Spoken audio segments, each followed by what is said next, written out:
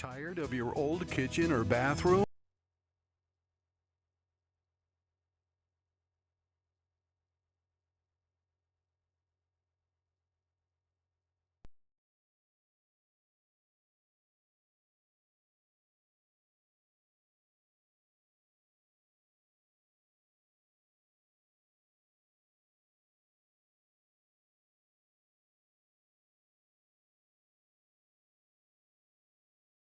Tired of your old kitchen or bathroom? Upgrade to the home of your dreams with Manny and Courtney from CMK Construction. CMK Construction is Tampa's award-winning kitchen and bath leader for over 20 years. Right now, save $3,000 on a new kitchen and $2,000 on a new bathroom. And take advantage of our no money down and no interest financing until 2026. Imagine, design, build.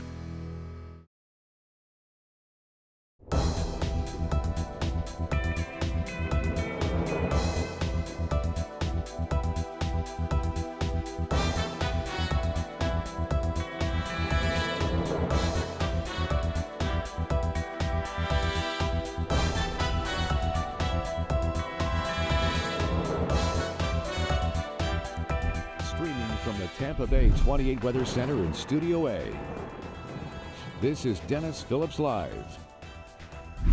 Brought to you by CMK Construction, crafting Tampa's most exquisite bathrooms and kitchens.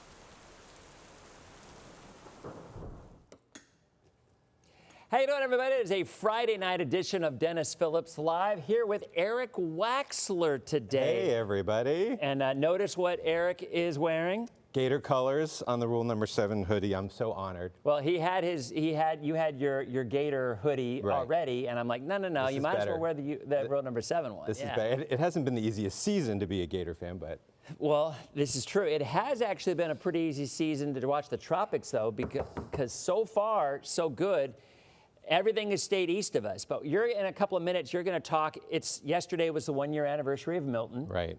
And if y'all don't remember what happened between Eric and I, it's a great story. And I'll kind of tell the story what led me into tossing to Eric. But you covered St. Pete. Yeah, to be there, it just so happened St. Petersburg is where I was stationed for the hurricane, and there was something quite significant that happened in downtown St. Pete that I was witness to, and brought it to everybody live on the air. Just something that I'll never forget. And we were together. We were trying to live on air hash it all out because we didn't exactly know what we were seeing. I mean, it was just so unexpected. And the newsroom was the same way. I mean, you were out in the middle of it, but the funny part about the story, and I know a lot of folks here know the story because I've said it on air quite a few times, but you know, I'm over at the Green Wall, right, and I'm doing weather, and you have producers that get in your ear, and they sometimes want you to go to do other things. And I'm to the point in my career, I'm like, no, I'm going to stay right here if I think something is relevant, because it's my job to get safe information out to people, right? And we were looking at the eye wall and looking at tornado warnings and whatnot. So I'm like, no, I'm staying. I might have even said it on air. No, I'm staying on air. I'm talking until this is going on. And the producer gets, was it Ileana? Do you remember who it was? I don't remember. I can't It's a remember. blur. I'm sure it's a blur, yeah. So they go again, Dennis, toss to Eric. I'm like, no, I'm not going to toss to Eric. And they would not back down. And I'm still talking about this severe weather. So third time, Dennis tossed to Eric. I'm like, okay, You're like, fine. this better be good. Yeah, that was what it was. So I tossed to you. And then, well, you know what? We can kind of show, well, this isn't the way I was expecting it to go. But here, this is kind of the way it played out. So check this out. Okay. So let's go to Eric Waxler right now. And he is in St. Pete. And last I checked, we had 85-mile-an-hour wind gusts, and now they're even higher. Eric? Yeah, Dennis, we have some unbelievable, something unbelievable to show you. This is Tropicana Field. The roof, a big portion of it, has ripped off. We're looking inside Tropicana Field. We are seeing extreme damage to there was a report we saw online earlier of a fire, and we were waiting to confirm that, and now we just made it up to the 5th floor of the hotel we are in, and I mean, it's hard to believe what we're looking at. Eric, all those and remember, linemen. inside Tropicana Eric, Field, all those linemen are there were in the thousands top. of cots. It is a staging area for the National Guard and Eric, are you hearing me? the linemen who are tasked with putting the power back on once this storm is over. So the cots are inside. That's where we saw the picture of them. But now we're looking at one of the iconic landmarks in the Tampa St. Petersburg area with the roof partially destroyed. So, and I was trying to get into, he's out there and there's 90-mile-an-hour winds. And like last night I was at the Trop, not at the Trop, I was over at the bench, I guess, and it was so loud, and I had my IFB in, and I couldn't hear anything the anchors were saying. And you're up there, you're not going to be able to hear anything because there's all this stuff going on. Right, and your body starts moving in the wind, and I'm with our photographer, Jason, and I'm trying to make sure he doesn't fall down, too. Yeah, it was crazy. Yeah, it was wild. I mean, we can go through the whole story. Do you want to do your... Well, yeah, I'm going to do all the weather, but I do think the thing that struck me right off the bat, and once we went to you, I always say this, I'm standing over here at the green wall, I heard the entire newsroom gasp. Literally, I heard, oh, like that, because we all were concerned about the staging area. Right. We had seen that it was set up to hold a lot of first responders. I mean, hundreds of first responders. We saw that picture with all those cots set up, and that's the last we saw. Thankfully, they had moved them out of the area, which makes a lot of sense, because why would you have them right in that area when the storm was coming through? So no one was there as far as the first responders. Now, there were people, employees of the Trop, that were there, and we did talk, like security and things like that. There were a few people in there, because there was some video that we saw from inside, and I did talk to somebody, I remember the next day. Just, it was harrowing. Mm-hmm. I mean, when you start seeing that roof open up and things swirling around, and then piece after piece, one by one, coming off, I mean. Yeah, it was dramatic. I think I've been doing this now for almost 40 years, and that moment, I think, for me, was the most dramatic moment that I've ever been a part of, just because we didn't know what was we didn't see it coming. I just heard toss to Eric, and no one in the newsroom had heard what was going on, and then you just show up with the Trop blowing around all over the place. And at night, I mean, this obviously damage is widespread, and on the grand scheme of things, what happened to people's homes and their livelihood is, more important to a lot of people than what happens to a baseball stadium. But this is something on such a grand scale that you can see, and everybody knows it, and everybody's been there, everybody had memories there. So a lot of people I talked to, I was just back there a couple days ago on the anniversary, and people were just sad. They were sad to see this piece of Tampa Bay just ripped apart and destroyed like that. Yeah, and I guess now, is it going to be done for next year? That's the plan. And actually, for a while, when nothing was being done, you're like, are they really going to be able to get it done? But from what I've seen, the work is moving along, and those panels are coming up one by one. And if you've been by there lately, before they put the actual panel on, there's this blue undercoating, so it's an alternate. It looks like white, blue, white, blue. It looks and like I actually think they should leave it like that. I think it looks cool. Right? More like I'm a Penn State grad, so blue and white is my color anyway. Or put some, Rays logo. I don't know. Jazz it up, because otherwise, let's admit, it's a pretty bland-looking building. Yeah, and I thought, honestly, until you said that, I thought they were going blue and white. Right, That's but I think from what it appears, that's an undercoating, and then they put the actual panel. Okay. Not that I'm an expert on what's going on there, but that seems to be what's being done. Well, it's a moment I will never forget. We're going to talk more with Eric. We're also going to, next segment, we're going to get into our nor'easter, because we got some weather to talk about. Not for us, other than we finally have some cooler, drier air. The rainy season is over. But what about the rest of the tropics? That's all coming up in 90 seconds on DPL. Okay, so there we go. We're on a break now, but we are still hot on Facebook. I did not do any hellos or anything. How you doing? Oh, how you doing, Emily? Nice to see you. Sandy, good to see you. Lorenzo is next on the list. That is correct. And Bridges, see, and this is the thing. Look, they even say break. So, I mean, they let me know when my break is supposed to be coming up. So basically, you now have thousands of producers. I do, and I don't listen to any of them, just like I don't listen to mine either. Right. But yeah, it's helpful, because, I'll start talking, and you just kind of lose track of time, and we have 3 breaks. And this one is over in 55 seconds. That's great. I love that your viewers know the breaks. Oh, yeah. Well, I mean, and most of these, so we've been doing this show. Eric was asking about it, because how long have we been doing? We've been doing a streaming kind of a setup really back since 2005. I mean, this was before Facebook ever had a Facebook Live. I remember when Facebook Live started, and I was up in Crystal River at Three Sisters Spring, where all the manatees gather in there. Yeah. So one afternoon I was up there covering the story, and I wanted to test out Facebook Live and just show the manatees. And the numbers that were, I was like, oh my God, there are thousands of people that want to, they're just sitting at their desk at the office watching the manatees. So I stayed on for probably 30 minutes. I was just, these people want to see the manatees, I'm going to show them the manatees. And that's when we started the show. Yeah. All right, we are back in, what is that, 7, 6? All right, so we're going to do a little bit of weather coming up now. And 3, 2. How you doing, everybody? Welcome back to Dennis Phillips Live on a Friday night. Special guest Eric Waxler, who, as we mentioned in the last segment, we talked quite a bit about the moment that the Trop pretty much got shredded. The roof got shredded, and we've all seen the drama of whether or not they were going to rebuild or whether or not the Rays were going to play there or somewhere else. Right. And, and now I think it's just a matter of we're kind of going back and recognizing what that day was like. And you think about the domino effect that this incident caused with the team, with maybe the ownership. Whether the stadium would have ended up a new stadium in St. Petersburg versus maybe in Tampa, That's a great maybe point. across the street. I mean, so many things changed because of that. I mean, that was the excuse, without getting into it, but that was the excuse that the Rays gave for getting out of the contract in the first place, is because it would not be ready in time. Right, because before that, there was no indication that the Rays were looking to back out of the deal that I can remember. No. They had all the money was approved, whether you agreed with it or not, and then it just all started falling apart. It did. It did. So, all right, let's go ahead and take some graphics here. We're going to go ahead and take a look at the tropics. So, by the way, if you blinked, you missed Karen. And I don't know, I think a lot of folks were kind of nervous about Karen for obvious reasons.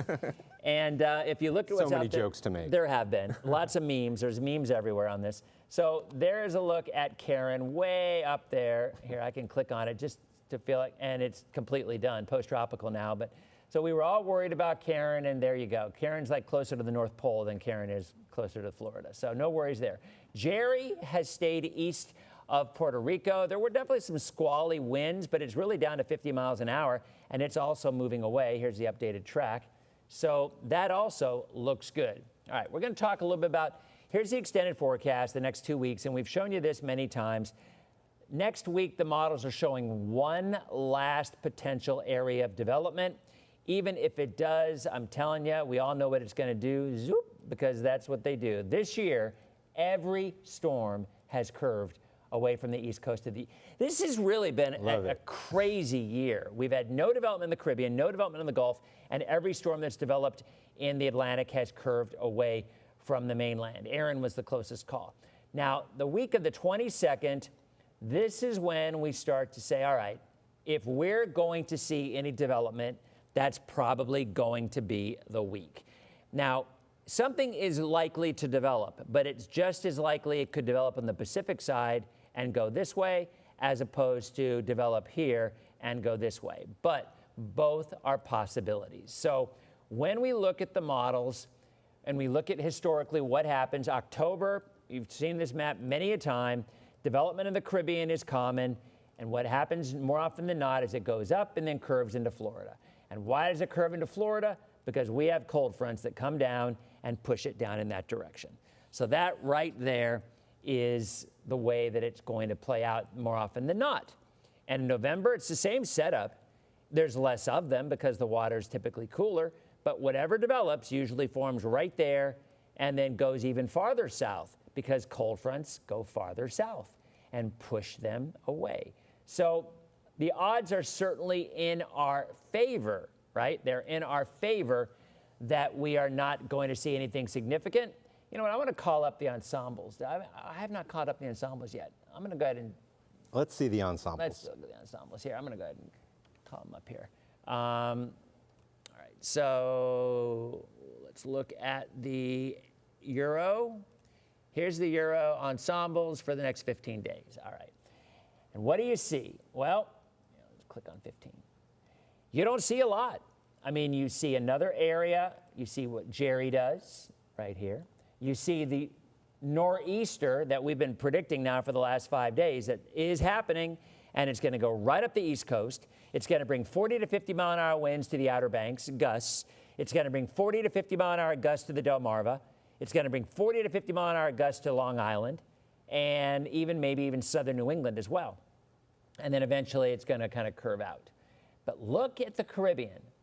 There's something, but not much, right? Not much.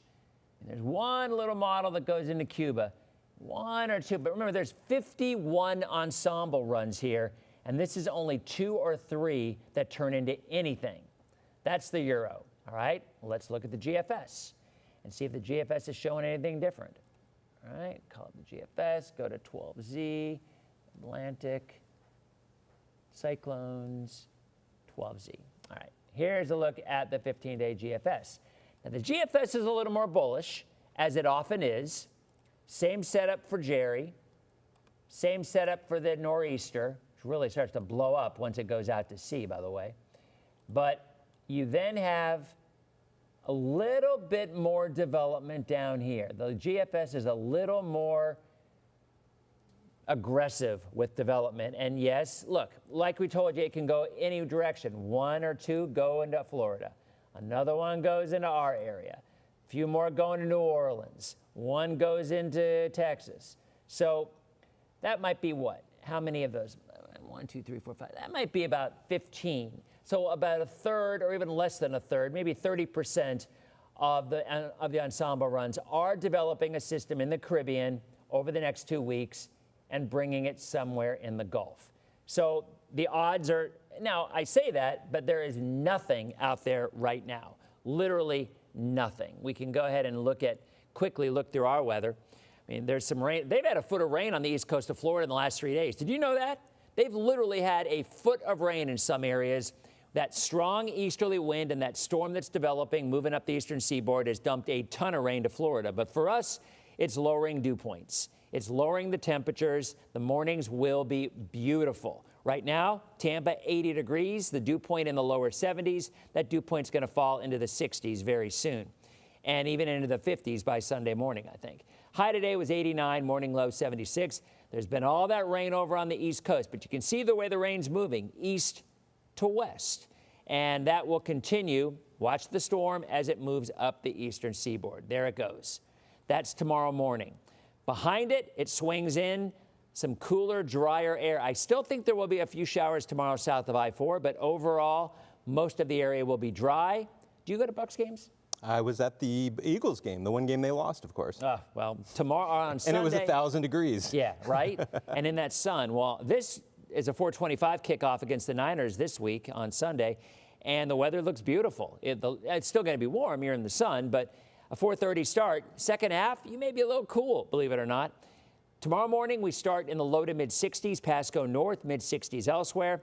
Sunday morning is going to be even cooler than that, upper 50s to around 60 degrees, with no rain on Sunday, no rain on Monday, no rain on Tuesday. We do see a warming trend return by the middle of next week. So there's a look at the tropics. You see what's left of Karen, you see Jerry, but look in the Caribbean. There's nothing there. You do have a stalled out front. So I'm going to go ahead and edit this graphic for us here. So you do have and every now and again, you do get development along stalled out front. So ignore the names there. Those stay where they're put. But right now, there's very little going on. There is in the Pacific, as usual. There's Jerry. But there's your low right here that's going to be lifting up the eastern seaboard. So we'll see if anything develops in the Caribbean, but at this point, there is absolutely nothing there, right? So your forecast for us, here's a look at the 7-day. Looks great. Tomorrow, maybe a few showers south of I-4. Otherwise, Julie's saying break 2. We got to get to break. Carol's saying break. Thanks, Time Julie. to get to break. Yep, we got to get to break. You're right, but I want to get to the 7-day. We start in the 50s and low 60s on Sunday. Monday, a little warmer. Tampa, the airport, probably mid-60s. And then beautiful afternoons, although I do think we start to warm up by the middle of the week. All right, so when we come back, we're going to talk more about the nor'easter. We're going to talk more with Eric, not just about Milton, but you've been doing this for a while now.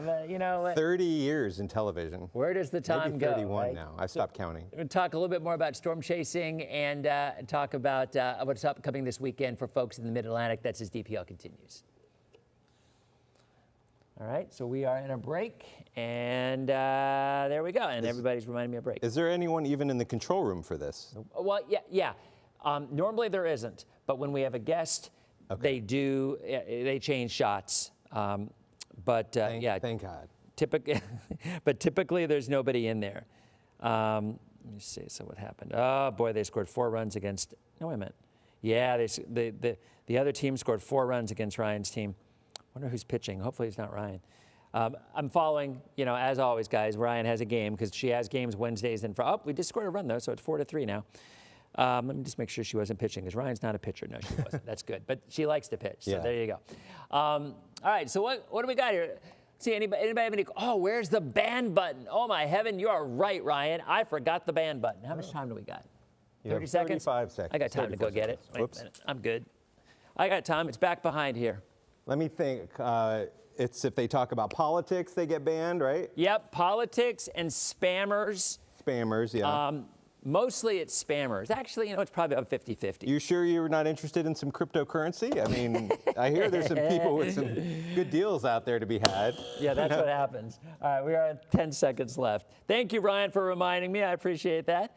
Everybody's like, we're wondering where the ban button went. All right, we are back in 3, 2. Is anybody else allowed to touch the ban button? They never have tried. We'll see. Yeah, go ahead.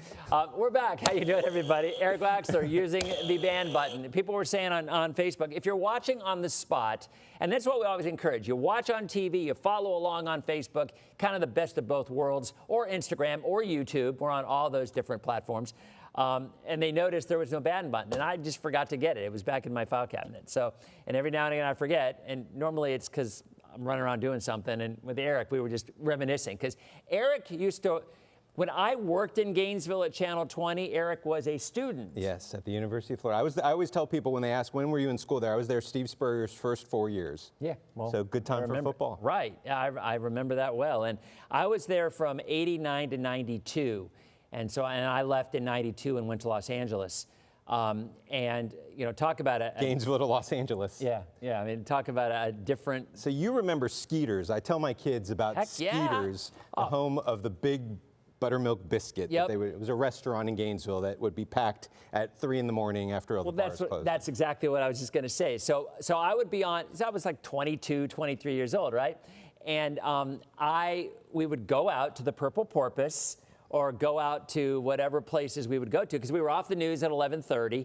And then, when you're in a small market TV station, a lot of people are single and, they hang around together. Right. It's kind of your friends. You go out after the newscast. So we went out after the news and we would go to these places, and then they would close at 2, right? The bars. Yeah. Yes. And then we would go to Skeeter's for breakfast. And it was always jam-packed. And I feel like every college town probably has their version of this kind of place. But yeah, to see a bunch of college kids packed in eating eggs and biscuits at 3 in the morning. But it's long gone. So is the Purple Porpoise. Right. And that made me so sad. And I've had 2 kids who've gone to UF since then. And, now there's Midtown and there's all these parts of Gainesville. I like how they renamed, and maybe this is too inside baseball, but that section of Gainesville where the bars were on University Ave, they now call Midtown. Yeah. I'm like, you mean the bars across from the campus? Where Krispy Kreme was, but or whatever. But it does sound nice, right? Hey, we have a Midtown now that used to be an empty parking lot. Just down the street, yeah. But it sounds important. And I think, I didn't, when my daughter lived there and my son lived there in Midtown and, in Gainesville, and I had no idea what they were talking about. And it looks the same. I mean, there's more buildings. There are still a couple of the old bars that look like they haven't been cleaned since I was in college. It's still a college town. Yeah. It is still a college town. All right, so let's go ahead and take graphics real quick for the nor'easter. And so here is a look at the GFS, all right? So if you remember yesterday, we were comparing, 2 days ago, we were comparing the GFS and the Euro, and they were, as said in My Cousin Vinny, identical. So they were literally showing the exact same thing. So this is a look at Sunday. This is a look at Sunday at 8 o'clock. And you see, well, here, let's go right. There's Sunday at 8. There's Sunday AM. There's 8 a.m. on Monday. So you don't really have a tremendously organized system anymore, at least so says the GFS. But it's still bringing 30, 40 mile an hour winds to the East Coast, all the way to Long Island, all the way to southern New England. And then we go farther out, and the GFS will do what the GFS usually does, which is try to develop a tropical system in the Caribbean. But look at this. This, to me, is every bit as important. This is on what date? I don't know what date that is. It's kind of blurred out here. It looks like that's the 25th of October. Look at that cold front. That is a strong cold front. And the 540 line, the rain snow line, the freezing line, digs into West Virginia. So there's going to be some real, if this long range forecast is right, we're going to get a cool down as we approach Halloween, which would be pretty sweet, right? I'm so tired of seeing my kids in their makeup, Drenched in sweat. just all smeared, and that's why I always say pick a costume that's going to be cool. Yeah, right? and in Florida, that's a challenge. But then look, while you have the front, you still have a little bit of development right down there. So that's the GFS. Then what about the Euro? Here's Sunday. The Euro is a little stronger. Look at what we got going, kind of a little double barrel there. That would be. Now that's interesting because the Euro, 8 a.m., has a low off the coast of South Carolina and a low off the coast of the mid-Atlantic. A little double barrel action here. I'm going to take that full. And then we got to hit another break because this TV show goes so fast, so fast. So there's that double barrel, right? See, and then the main low just kind of retrogrades around. So with the Euro, it keeps the weather bad into Tuesday for coastal New York, into southern New England, and then it moves away. But again, looking at the long range, it also has that same front, a very strong front coming in around, here, let's go ahead and put it in motion. Right into, there it is. And look at that, that front goes but look at the last frame. Look at the last frame. Hold on, I'm gonna pause it, or I'll just advance it here. What am I looking for? Well, you'll see if you look down in the Caribbean. So here, right there. Look in the Caribbean. This is the long-range Euro, and it shows development around Halloween. So what is the moral of this story? The moral of this story, there is nothing imminent at all, but certainly the hurricane season is not over. The Gulf is warm, the Caribbean is still super warm, and we are in a La Nina. So we have one more break, and then we'll be back for like a 30-second segment. Literally, that's how tight this is going to be. We're out at 58. Yeah, with the commercials, it flies by. It does. It really does. Red, break soon. You are correct, Red. Tigers are in a must-win, but so are the Mariners, Mike, since it's a Game 5. Skubal, the Mariners are 3-0 against him this year, which is pretty surprising because, the guy's a stud of a pitcher, but the Mariners have actually they've beat him 3 times. Look at everybody yelling, break, break, break. How heartbreaking that Phillies pitcher that made the bad throw last night. Did you see, though, when he went in the dugout, all his teammates went around him and were patting him on the back? I mean, that's what gets me. What got me is I had the Phillies to win that game. Yeah, that's what you care about. Bases loaded. The ball was hit hard back to the pitcher. He kind of fumbled it a little bit, but he still had plenty of time to get him at first. Right. But he freaked out because it was literally the game on the line, and instead of going to first, he rushed the throw home, and he threw it wild. And did you notice the guy missed home plate? I didn't notice that. The guy missed home plate. If Did that he go throw, back and he went back and tagged it. So, and it was 6 or 7 feet past. Right. So if that throw had not been so wild, he still would have got him. Yeah. So we are in the last 7 seconds. All right. So, and then we're going to continue on social with more questions. 3, 2. All right, guys, as usual, this last segment is going about 45 seconds. So here's what we're going to do. We're going to continue on Facebook, answering your questions to Eric about storm chasing, about the storms last year. But a quick recap.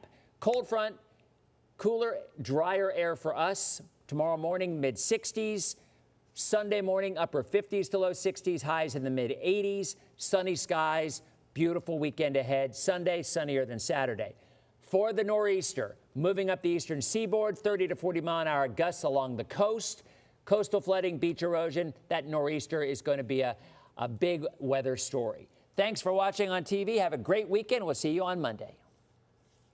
All right, we are out of TV, and now we can Should I make the presentation? Yeah, now we can make the presentation. I Yes. present to you, Dennis Phillips, for all your hard work over decades, a piece of the Tropicana field roof. This is it. That's awesome. And I purposely got one that had some dirt on it, so it wasn't, there's no doubt. I mean, look at this. Could that smudge be anything else than caused by Hurricane Milton? It's a true story. I'm going to frame that. There you go. Because that is awesome. And the fabric It's interesting. It's You know, one thing I didn't know, or, yeah, you didn't. It's not like I researched the roof as I was watching it, you know, fall apart. The history of it. I'm like, is that the original roof, right, from 1990?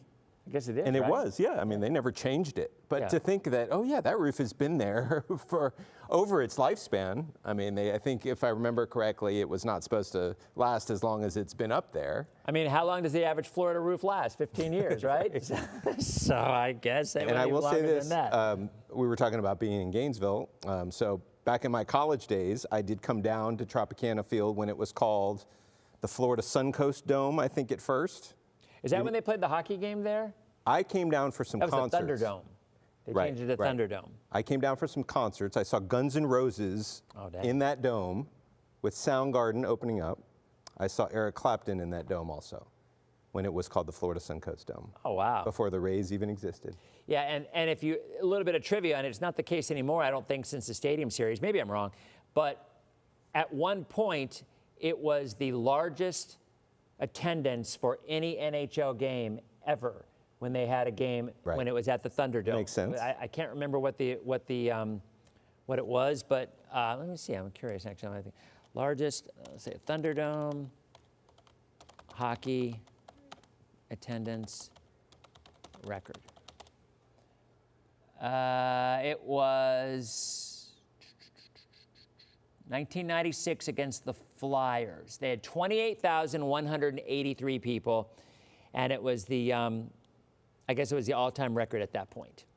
So back when, it was, as you see on here, Yeah. it was the Thunderdome. The Thunderdome. So, yeah, and now, you know, boy, where are they going to go? I always say, too, that the fact that when it was being discussed, should they rebuild? I mean, to spend $60 million on a stadium that is going to be used for, you know, a few more years and then they're going to demolish it. It is weird. It seems, in this day and age, I know there are a lot of people that probably would like to see that money go elsewhere, but, I mean, something had to be, really there was no perfect scenario for this franchise. They were put in such a bad position when people were wondering, oh, should they play here, should they play there?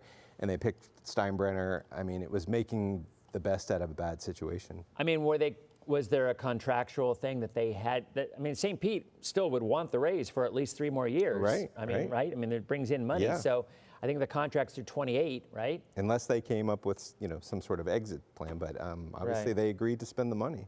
Yeah. And I just thought it popped in my head. We were talking about stadiums, about when they announced the plan to share the team with Montreal. Oh, yeah, that went over like a ton of bricks, huh? I just still wonder how that even was a thought that would work. Would MLB have been like, yeah, sure, go do that?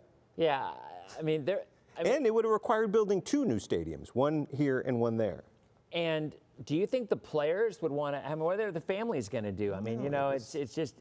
Yeah, I think that, I don't know if it was a Stu idea, but he was the one who was all in on it. I mean, At the time they rolled it out like it was, this is what we're doing. But I mean, I heard the players' union would never have approved it. Oh, I can't imagine. Yeah. So now it's just a matter of, I guess, finding where the new ownership is going to. You know, I'm sure they'll do their due diligence, and you know, they're going to come up with.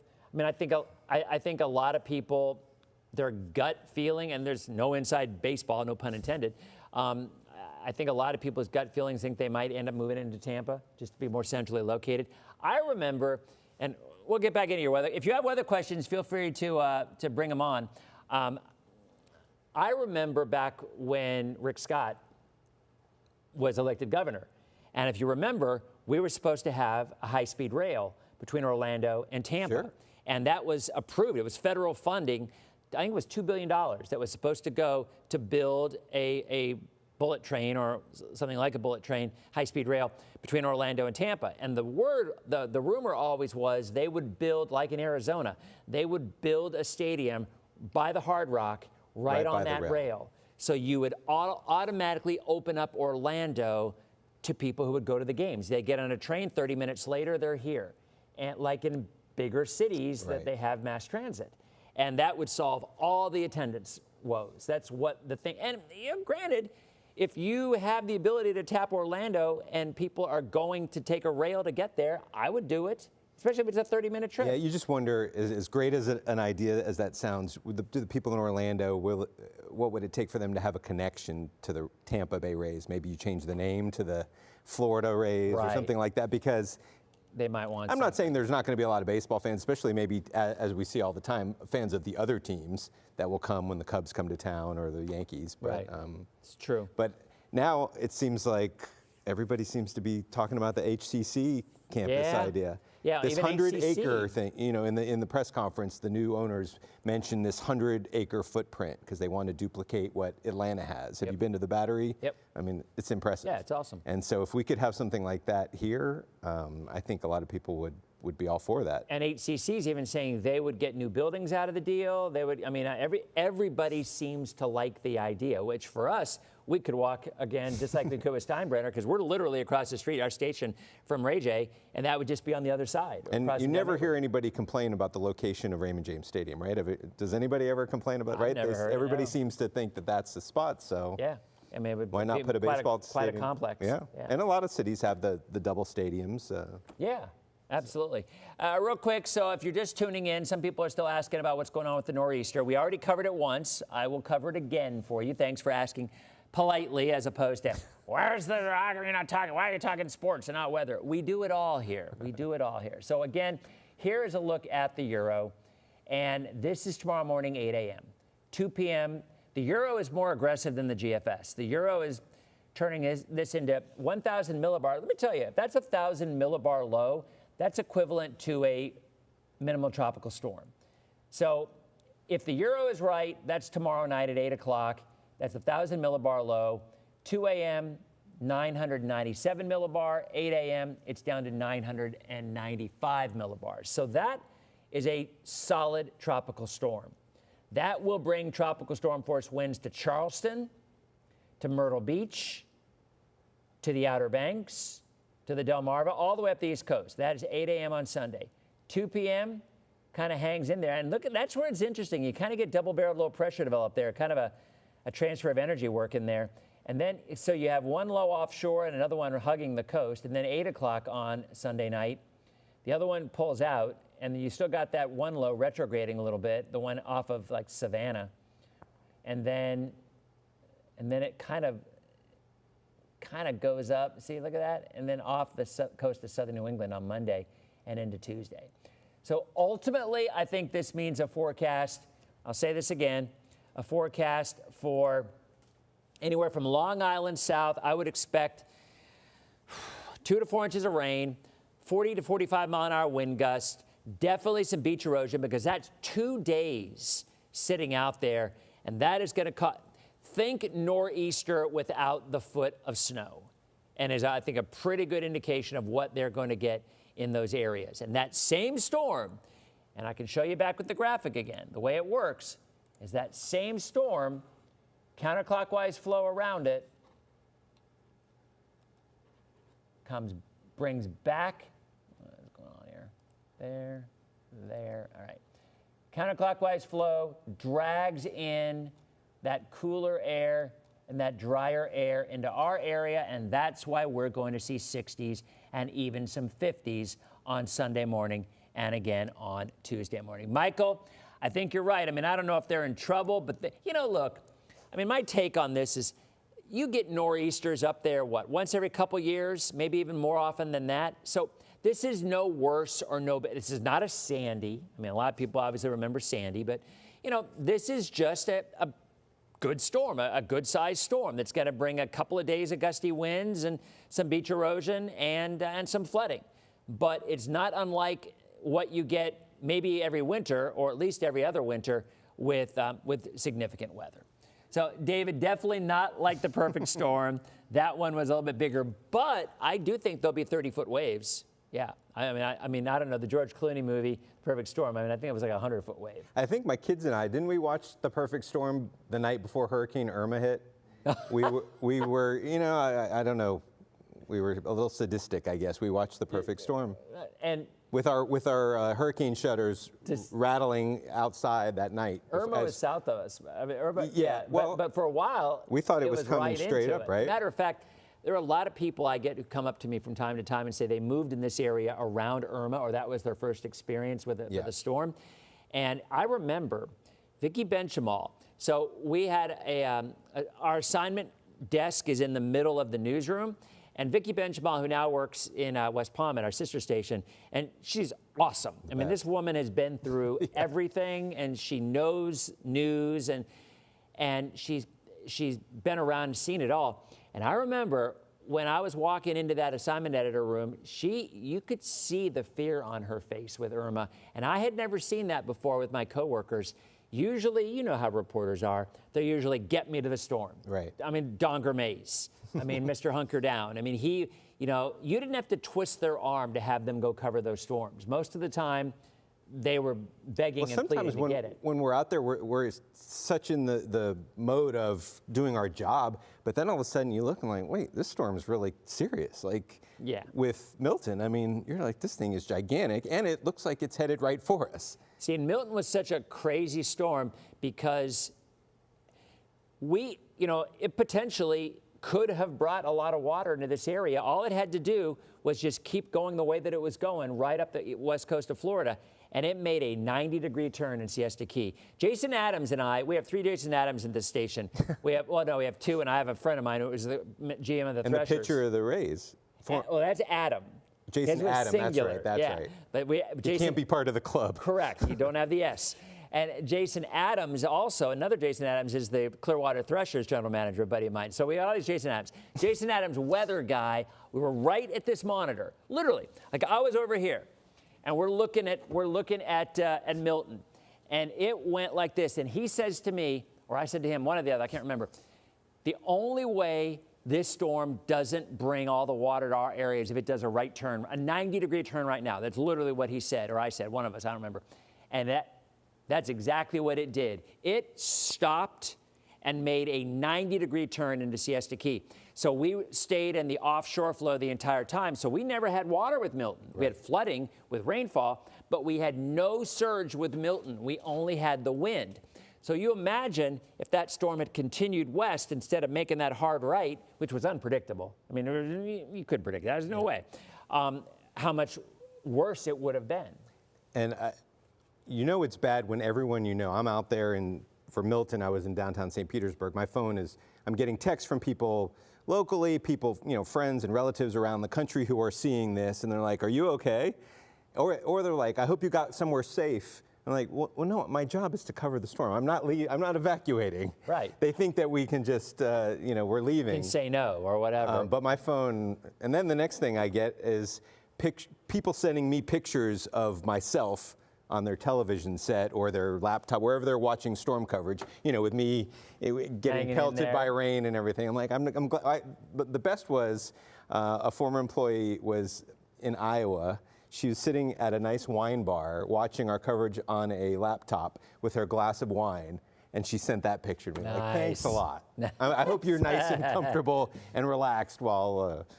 My family evacuated to Jacksonville with Milton. One of them. It was either Milton or Helene. I can't remember. But I had 2 reservations. I had Jacksonville hotels if the storm went south, and I had Naples reservations. Well, vice versa. Yeah, Naples if it went to our area north, and vice versa the other way. Yeah. And because this one went south, they went north, and they said they were in this Embassy Suites in Jacksonville, and the entire conference room was refugees from Tampa. Right. And they were all watching us. They were actually watching our coverage on the big screen because we were streaming. And so my kids are like, oh, there's my dad anyway. So, It can't escape him. Yeah, exactly. I'll give a shout out. The hotel we were stationed at in downtown St. Pete during Milton is the True by Hilton, newer hotel, and they were amazing. And like you said, it's a community of people. Everybody was in the lobby during the storm, making the best of it, playing cards, eating food, watching us. And so I would step out to the balcony and do my live shot. And I think at least once or twice, I walked in and talked to some of them, and they're all, they had their dogs. The place waived pet fees during that time. So they were amazing. And, everybody's, they don't know what's going to happen, We're in it together. Yeah. I mean, that's the Who thing. says that? Yeah, I don't know. but it is, and I was talking about that story with Vicki. That really struck me, and that might be very well. I mean, Charlie was when I started wearing suspenders, and we made the turn and whatnot. But I just at some point when you get older, I mean, I think you maybe are the same way, because when you're younger and you're out covering the storm, there's the adrenaline. Sure. There's the storm chase junkie in you that you revel in that. And then as you get older, and I think it might have even been Irma with me, it's when you realize, yeah, but who is it affecting? And how is it affecting them? And how is it potentially destroying lives? And when you're younger, you don't really think about that as much. And once you have kids, Yes. a lot of stories affected me way more after I had children. With these storms, for me, I cover Pasco County a lot, and all the flooded areas along the coast from Helene, to go into some of these neighborhoods, and these neighborhoods are wiped out. And they're about 20 minutes from where I live, and then I go back to my neighborhood, which is more inland and was not affected. You really feel bad. I mean, it's so easy for me to step back out of this disaster zone to my home. Yeah. But these people are in it, and there's nowhere for them to go. And I've been back at these neighborhoods, and still so many people have not been able to finish renovating for various reasons, whether it's insurance or they just can't afford it. And so many homes still have the pods out front, piles of junk, or some homes, a lot of them look like they've just walked away. I remember just like that. So I'm in Palm Harbor, and I live about a mile from the Gulf. I'm not in a flood zone, but I remember driving down Alt 19, south on Alt 19 from Palm Harbor down toward Dunedin. And you look on the left side of the road, on the east side, Right. it's fine. No problem, yeah. You look on the right side, the west side, it looked like a war zone. All their belongings were just in the front yard. And it struck me. I had never seen that before in this area. I mean, I'd seen it when Andrew hit. I was working in Gainesville, and we went down to Homestead and helped. And when Hurricane Rita hit Beaumont, Texas, I chased it with the crew here, and we were helping a lot of people. You know that I shouldn't even say this, but Say it. So this area was destroyed in Beaumont, Texas, and people were desperate for food. And there were some people that broke into a restaurant to try to cook food for people that had no food. Right. So we were actually there using a restaurant. We didn't use a restaurant, we took it outside. But people brought their Bunsen burners and all their whatever, their kerosene camping lanterns, and we're cooking meals for people. And it struck me because it was such a devastating time, yet it really brought people together. Right. Like there were neighbors that literally had never said they'd never talked to their neighbors before, hardly ever saw them, and they were just helping them out. And it's such a unique experience. And I think a lot of us went through that with Milton. I mean, like you said, people still come up to us all the time and saying, I'm nowhere near back to where I was. Yeah, and one of the neighborhoods in Pasco that I've done a lot of coverage at is Gulf Harbors, and they have a woman there who, after the storm, she put a big board on her front yard where you could post contractors and electricians, people that are trustworthy, and so that you could come by and find some recommendations, because everybody needed people like this for their rebuild, and people collecting donations and just letting people sleep on their couches. We see a lot of the worst in people, but sometimes we get to see a lot of the best in people, thankfully. Yeah. It gives us hope in humanity. Well, I think as a reporter, I mean, you need that from time to time. Oh, as much stuff that absolutely. you see. By the way, Amanda asking about a holiday tomorrow. You'll be fine. I don't expect any rain at all tomorrow on holiday. I think if there are showers, it would probably be more Highlands, Hardy, DeSoto. Yeah, Kimberly, I was talking about Beaumont, Texas. That was actually when I was chasing Hurricane Rita. You know what, I was wondering this recently, because I have trouble remembering hurricane to hurricane, even in the time that I've been here. Do you remember all the names of them and what each one did? If somebody just asked you to rattle them off, you're not a savant like that? No, I can tell you who won a baseball game 17 years ago and who the starting pitcher was. It just popped in my head. These coaches, there's a couple NFL coaches who can remember, if you say in 1997 you were playing the Saints, fourth quarter, third down, what play did you run?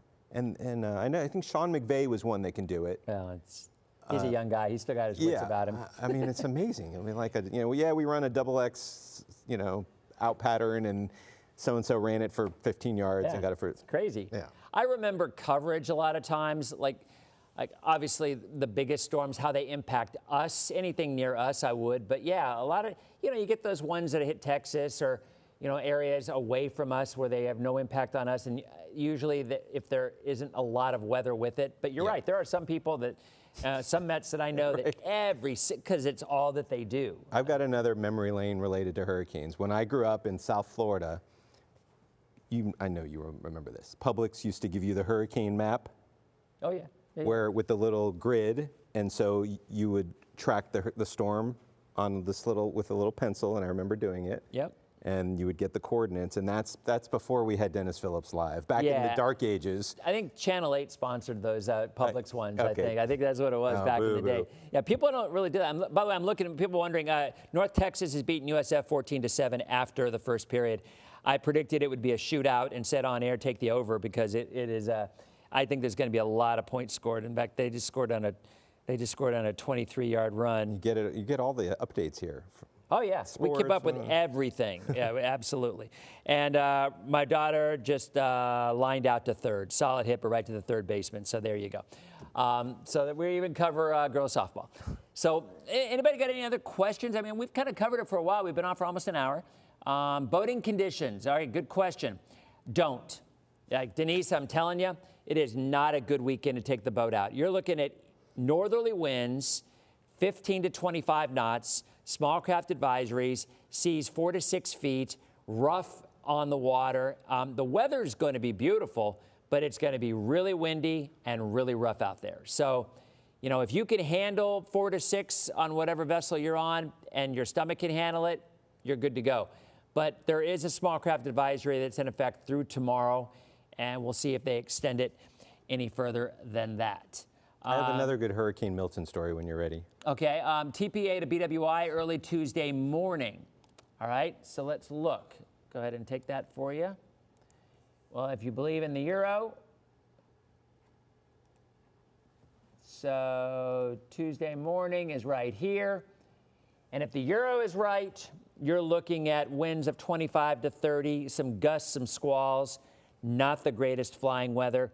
There could be some delays. It's always hard with airports and airlines because, they always ask us, our flight's going to get canceled. I don't know. It's the airline's call. It's not ours. I mean, they don't, What were you going to Okay, so Hurricane Milton, this is before Tropicana Field's destruction, earlier in the evening. It's getting pretty bad. We're doing live shots in downtown St. Pete, and I feel a little something in my rain jacket, like something tickling them. I'm like, is there a bug or something in there? And I'm thinking like something flew in there and is stinging me. But I take off my jacket like a madman and I don't see anything, okay? And that was the end of it. The next morning, my jacket was hanging on a hook in my hotel room, and there was a hornet, a dead hornet or yellow jacket, I don't know what it was, on the floor. So that's what had flown in. It was inside my jacket. I wonder what killed it. You must have squished it. Maybe I squished it. Yeah. God. I'm like dealing with a hurricane isn't enough. I have to get attacked. Hornets, and it's probably one of those. What were those hornets that were supposed to take over the world and kill everybody? Africanized something? That's the Africanized bees. Yeah, there was a hornet. Oh, they were called murder hornets. Yeah, that's it. Murder hornets. Murder hornets. Yeah, exactly. They were going to. That's the name of your fantasy football team now. No, not mine. Somebody might be. All right. Oh, someone asked about LaGuardia, or going from. Wait a minute. Where was it? It was BWI. No, it was LaGuardia on Monday morning. I think it was. Let me scroll down and see if I find it. Richmond to LaGuardia Monday morning. Not going to be a fun flight. It's going to be pretty bumpy. There is the chance of some delays and cancellations on Monday morning, really from Richmond to New York, honestly. I mean, if the euro is right, I would think there will be delays or cancellations. If the GFS is right, maybe weaker, and they might be able to get around it. Has anybody asked you about their flight and you said it might get canceled and then it didn't, and then they message you back and blame you for this? Yeah, I'm usually really clear that I don't have the answer to those things. That's not what they hear, though. But you know what? That's a great question because I talk about this a lot, and these folks know this. I will not tell people whether they have to evacuate or not. And that's the big one. I live here. Can I evacuate? I will never answer that question, and I'll tell you why, and probably not why you would think. Because my biggest fear is that I tell somebody to evacuate, and they get in a car crash and die on an evacuation route, and their home was fine. Right. That I have no lie. I have nightmares about that because, and it could happen. It could absolutely happen easily. So whenever anybody asks me about whether they should evacuate, I'm like, look, I cannot make that decision for you. I can tell you what the EOC is saying, as that's what you guys are doing. Right. And I can tell you what I think the weather is going to be like where you are. But, and I'll tell you another story, back with Charlie. When Charlie cut across Punta Gorda and went into Polk County up toward Orlando, I had a person message me, and they live in a mobile home. Now that's different. They live in a mobile home. That's an easy decision. Yep. And they said, should I evacuate? And I said, if you're in a mobile home, you absolutely should evacuate. If we're talking hurricane force winds, go to your shelter. And sure enough, a giant tree fell right on their mobile home, and they did evacuate. So the equivalency that I have as a news reporter is when I'm covering a story and somebody might need a lawyer, they'll ask me, do you know any good lawyers? I'm like, I am not recommending a lawyer to you. I'm sorry, but I do not want to be responsible for anything to do with that. Because if it goes south, No, I mean, right, they'll look at you. But Eric said... And by the way, someone just said something. Atlanta to Tampa tomorrow late afternoon. You'll be fine. Beth, your son will be fine tomorrow. No issues at all in there. Wait a minute, someone just asked me a question. Wait, okay, so someone just mentioned just listen to local authorities, and I don't disagree with that, Michael. I mean, the problem with, see, here's the thing. Evacuations, I agree completely. Listening to what they say is the way to go. The Hurricane Center forecasts are a very slippery slope, and let me tell you why. So with Milton, or with Helene rather, the NHC was predicting up to 12-foot surge. Okay. They knew we were not, okay, they were predicting a 12-foot surge. Their forecast was a 6 to 8-foot surge. So why was in the warning a 12-foot surge, up to a 12-foot surge? Because by definition, when the Hurricane Center issues a storm surge warning, that prediction is the most reasonable worst case scenario. By definition, that's what that storm surge warning is from the NHC. The most reasonable worst case scenario. Not necessarily what they think it's going to be, but they want to tell people what's the worst it could be, so then they can make a decision on whether to evacuate based on that worst case scenario, because they're the same way. If they say it's going to be 8 feet, they think it could be 12, but they're going to say 8 and it's 12 and people drown, they're the ones taking the heat for it. Right. So their take is, we're going to tell you the worst case scenario. That's the number you see on TV. That's the number you see on social. And it's my job to say, okay, the NHC is saying 12, but in reality, I think it's going to be 6 to 8, and here's why. So it's tough because you kind of hear a mixed message, but I don't think you do. You hear what the Hurricane Center is broad brushing, and then you turn to your local people who you trust to say what, or don't trust, to say what you think is going to happen. And of course, this time with Helene, so many people have lived in certain neighborhoods for decades. I mean, we're talking 40 years. I have never seen it flood to my home before. Nope. I am not going anywhere, and they got flooded out. And what made it even tougher is that storm was over 100 miles offshore. And so they knew that, and we said that, and it was 100 and something miles offshore. And I'll be honest, we sat here on DPL, and I saw the storm surge predictions come in, and they were saying 8 feet. And I saw the forecast that storm was going to say 100 miles offshore. My initial reaction is, ain't no way we're going to get an 8-foot surge. How are we going to get an 8-foot surge if the storm is 125 miles offshore? But the models did not back down, and the more we started looking at it, the more I'm like, well, you know what? Maybe. And that was over like a 12-hour stretch, and by 3 days out, there was not anybody out there who hadn't heard that we were going to get an 8-foot surge. The only question is, as you said, did they believe it? Right. Because they've been here forever, and they'd never seen it. All these people who live on these little canals and waterways along the Gulf, my in-laws. And they live there because that's the view. That's what they want. And then this time, that is exactly what happened to my in-laws in Siesta Key. They had never had water up to even their garage. And they texted me, I'm on the air, and they texted me once Helene was passing through. They said, do you know when this water is going to recede? And I go, yeah, about 3 or 4 hours. Why? And they said, because we're hiding on the second floor of our house because our first floor is completely underwater. Yeah. And they're hiding on the second floor. And they had never had water even into their garage before. So it was, and again, I think a lot of people did not evacuate because it was so far offshore. I can't tell you ever remembering this kind of a surge that had this kind of damage with a storm that was no closer than 125 miles offshore. It was crazy. Imagine if it had been closer. We would have had that 14-foot surge that the Hurricane Center said could have happened. So it was crazy. All right, anybody else? I think we're about covered. We've been here for an hour now. Eric's sons or sons? There's 2 over there, the I sons think. are over there, yeah. You guys should come on over. Over to say hi. They have been incredibly patient as we've just been over here reminiscing as old guys do, just like talking and stuff. So Come on, boys. introduce your sons, and one is a freshman at FSU now. This is Aaron. Hi, guys. And that's Grayson, 18 and 14.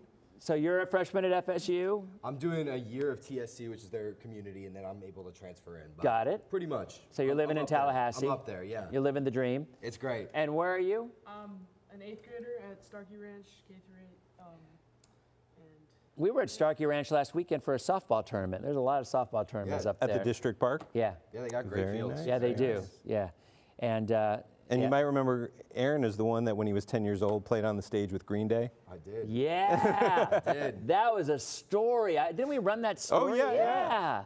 Can you believe that was 9 years ago now? Yeah. It was it was right around Hurricane Irma. I was in 5th grade. Yeah. Wasn't it like, it was like a week or so before. we were worried about the Maybe the concert. week of Hurricane Irma. Tell See that how it- story. Tell that story, because that is a great story. That is awesome. And you can look up online if you find it. So I'm a big concert goer, love music. So we had tickets to see Green Day. Aaron was 10 years old. And we had tickets in the pit. So we get there early. He was he had his hair spiked a little bit. And I had seen online that they pull up somebody from the crowd every show, sometimes a young person, to play guitar on one of their songs. And he had been taking lessons. He was no virtuoso by any means, but I thought that would be pretty cool. Yeah. But I didn't make a sign or anything like that. So the time comes, I'll shorten the story, but the time comes when he asks if anybody in the crowd plays guitar. I lift him up, and he locked eyes with him, and next thing I know, I hand him up, and in front of, whatever it was, 13, 14,000 people. And you knew the song. No, it was actually, I think it was a... It wasn't even a Green Day song. They play like a cover of some punk song. It was, he looked the part. Right, He owned it. If you see the video. Yeah, he just told me what chords to play, and I knocked him out, and it was great. Yeah, That is That's amazing. an unbelievable moment, something... That's something you can tell a girlfriend and be like, That's what I say. The sad part is after that, he didn't, not like he, got really into playing guitar, so he still has a guitar. Still got the memento, too, on the wall from... Yeah, oh, and they gave him an autographed guitar. That is amazing. I say us because I still have it on my wall. But yeah. Understandable. That's a dad thing. Yeah. Well, thanks for coming by, guys. Eric, thank you very much. And folks, as always, I think we got you covered. Again, weekend looks beautiful. 50s and 60s Sunday and Monday morning, 80s in the afternoon, a lot of sunshine. The East Coast, 30 to 45 mile an hour gusts with that nor'easter. There's going to be beach erosion. Daytona's already seen several feet of beach erosion in some spots and about 12 inches of rain in the last 3 days, and that storm's going to be going north. I'll be updating on social throughout the weekend, even for folks up north. If you have family and friends, tell them to follow me along, and I'll be updating. Thank you for sharing everything. Thanks for having me here. You guys have a great weekend, and we will see you on our Monday night edition of DPL. See you guys. Bye-bye. That's funny. Somebody's like, love green.